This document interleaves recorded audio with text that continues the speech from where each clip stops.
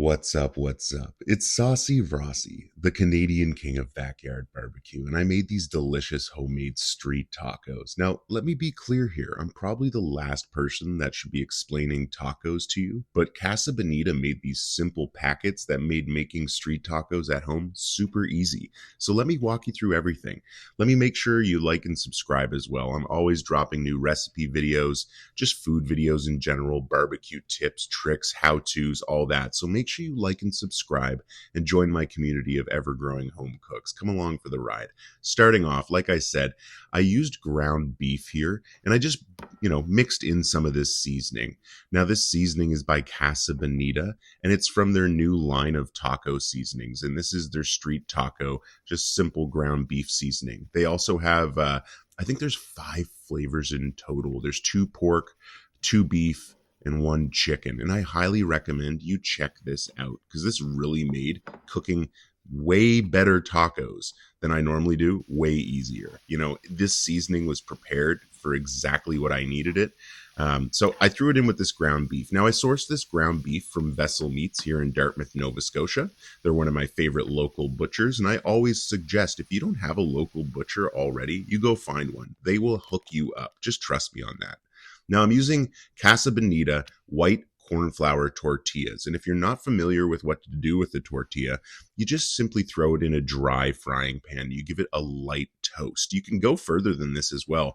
I went about 30-35 seconds on each side, and it really helps loosen up the shell and give it a lot more longevity. Plus, it really unleashes some delicious flavor. So there you can see I hit it with some homemade guac. Nothing special. Avocado, red onion, cherry tomatoes, and a little bit of salt and pepper. Then I went in with that ground beef, topped it with some delicious salsa. I believe this is fire roasted habanero salsa, then some white onion, but I wanted a little more heat, so I went with smoked peach by Spicy Boys. Look at that spice level, for real. And I just simply added a couple dabs right on top of here. Nothing crazy, just, probably 4 or 5. Pretty simple. With hot sauce this spicy, you do need to be careful. You don't want to just dump it out and unload it on the taco. But as you can see here, I put, 5, 6, maybe 7 little dabs in there. That's going to pair perfectly with that fire roasted habanero salsa. For real. Holy cow. Doesn't this just look fantastic?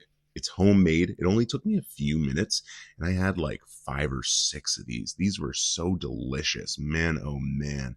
They were just packed to the brim. Now, if I added something else in here, it may have been just a little bit of some rice. Might have been a nice little addition in here. Maybe some cilantro would have been a cool little addition. But let's go ahead, take a bite, and see how this turned out. And man, oh man, this bite was actually delicious. Like I said, just look how packed this little taco is, to the brim. Just beef, guac, veggies, heck yeah. Oh, so refreshing, so delicious. So for real, if you're like me, some random white guy that doesn't know much about Mexican food, well, let me give you the heads up. Cinco de Mayo is this coming Monday, I think. It's the 5th of May. And it's a celebration where you can really enjoy Mexican food and heritage. And I strongly suggest you get yourself one of these little packets and kind of spice up your world a little bit and make some homemade tacos. You really will not regret it. I strongly suggest. Make sure you like and subscribe as well. Thanks again for watching. I appreciate it, and I hope you're having a wonderful day. Take care and stay safe.